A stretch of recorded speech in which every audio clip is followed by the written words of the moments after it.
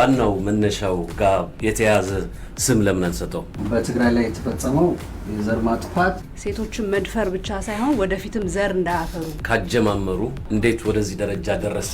አካላዊም ማቴሪያላዊም የምስነን ቦናም አሁን አንድ ቃል አለች ሁሉ ጊዜ የማስባት ሕጽቦ ምትል ሕጽቦ የሚለው ቃል ራሱን እንደ ስትራቴጂ ሕጽቦ ማለት ከህልውና ማውጣት ማለት ነው። በዚህ መስማማት እንችላለን። ስለዚህ እነዚህና ሌሎችም ውጤቱ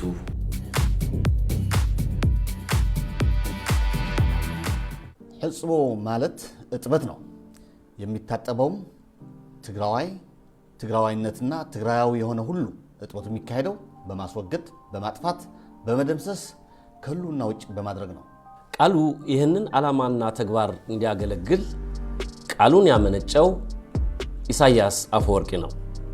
ተልእኮውን ተጋርተው የፈጸሙት ባለድርሻ አካላት ግን በአብይ አህመድ የሚመራው የብልጽግና ስብስብ እንዲሁም የአማራ ክልል መዋቅሮችና ተስፋፊ ኤሊቶች ከኤርትራው ሻዕቢያ ጋር በጋራ ነው።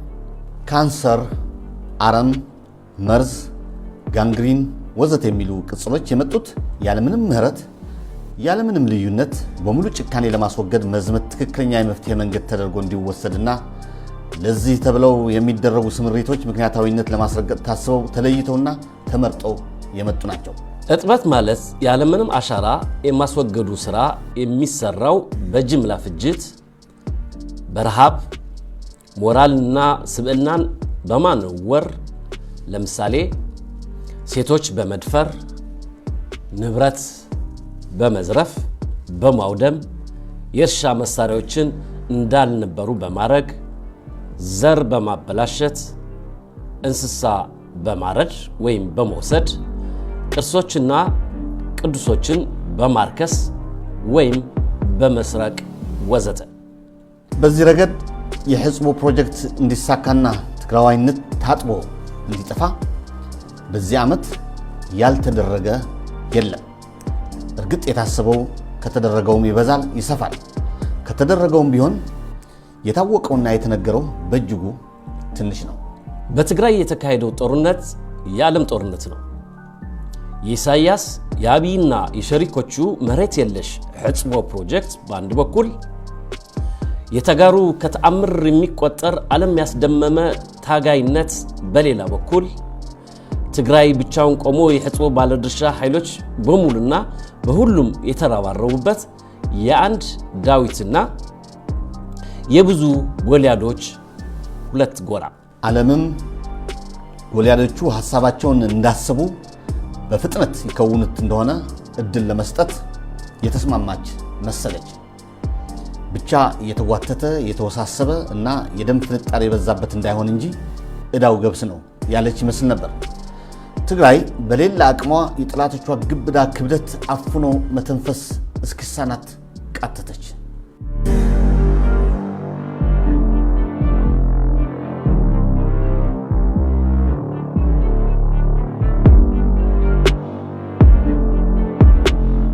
አምና በዚህ ጊዜ ማለት በኦክቶበር 19 2020 እንደ አውሮፓውያኑ ኢትዮጵያ ትግራይ ላይ ሁለገብ ጄኖሳይድ አውጃ ሳትጀምር ማለት ነው።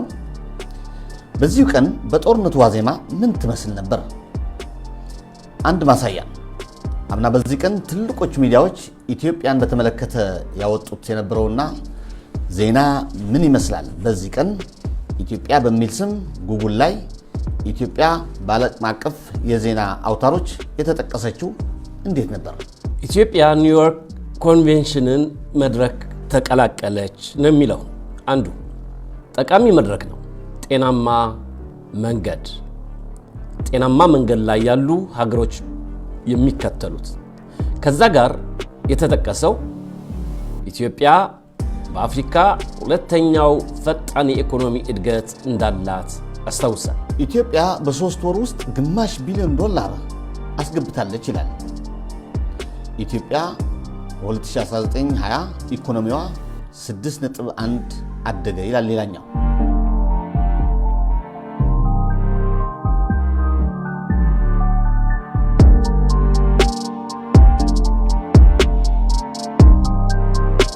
ዘንድሮስ መቀለ ኦክቶበር 19 ከዓመት በኋላ በተመሳሳይ ቀን የታዩ ዜናዎችስ ምን ይላሉ? ኢትዮጵያ ባደረገችው የአየር ድብደባ 3 ህፃናት ተገደሉ ይላል። አምላክ ሆይ ምህረትህን አውርድ ይላል። ዓመት ሙሉ መከራና የሰቆቃ የሞት የረሃብ የወረራ የህፃናት መጎሳቆል ዓመት ያሳለፉት ተጋሩ ኢትዮጵያ ለእርዳታ ሰራተኞች እጅግ አደገኛዋ የስጋት ምድር ይላል። ኢትዮጵያ እጅግ ብዙ የድቀት ርቀት መጥታለች። ግን ድቀት ብቻ ነበር? አሁን ወደፊት ገና ትፈርሳለች አትፈርስም አይደለም ይያል መነጋገር ያለው ኢትዮጵያ ፈርሳለች። ይሄን የፈረሰው ነገር ትንሽ የቀሩን እርሾች ይዘን መልሰን ልንገነባው እንችላለን የሚል ነው እንጂ ኢትዮጵያ ፈርሳለች። ለኔ ኢትዮጵያ እንደ ሀገር የለችም። ኢትዮጵያኖች እንደ ህዝብ አንድ አይደለም። ፈርሳለች።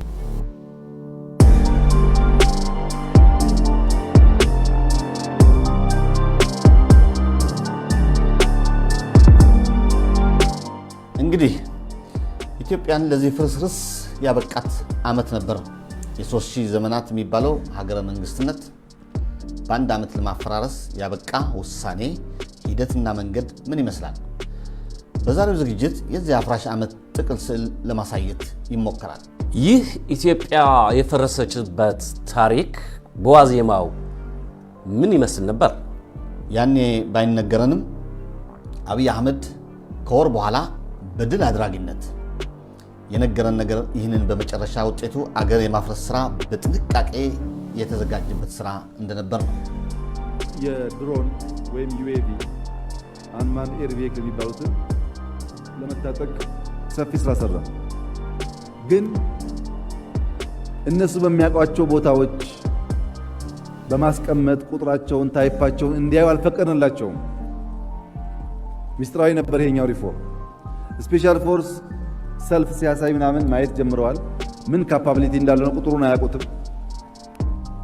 የኤር ፎርስ ሪፎርምም በግርድፉ ያውቃሉ፣ ሙሉ አያውቁም። ታስታውሱ ከሆነ ከውጊያው ጥቂት ቀናት በፊት ኤር ፎርስ እናስጎበኝ ነበር። አንዳንዶቻችሁ እንኳን በልባችሁ ወይም በፌስቡክ ለምንድን ነው ኤር ፎርስ የሚታየው ብላችኋል።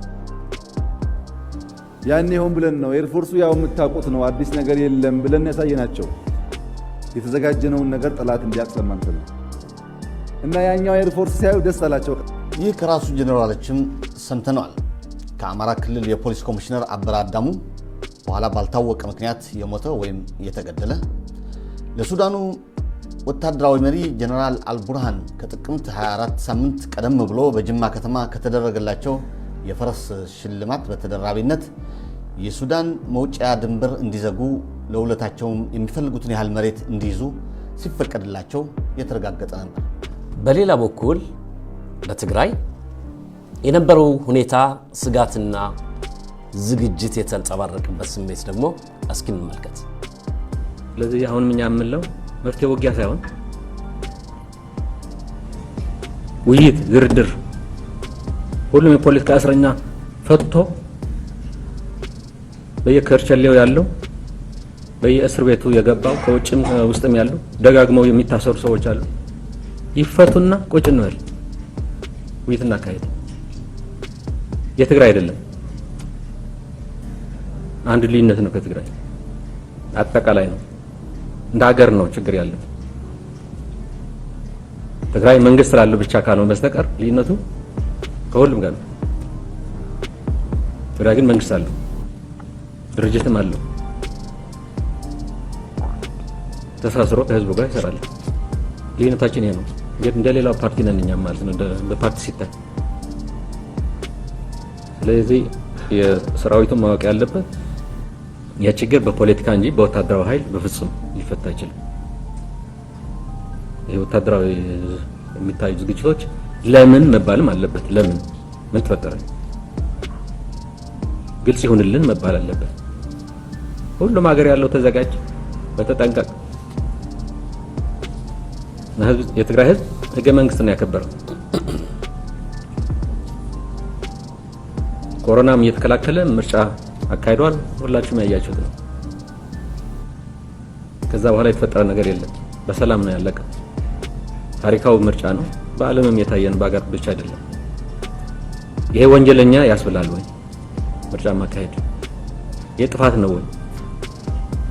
የራሱን አስተዳዳሪዎች በራሱ መምረጥ እንዴት ብሎ ነው ጥፋት የሆነው? የራሱን አስተዳዳሪዎች ይቅርና ኮሮናን በመከላከል በኤርትራ ጦርነት ጊዜም ምርጫ አካሄደናል እንዳገር።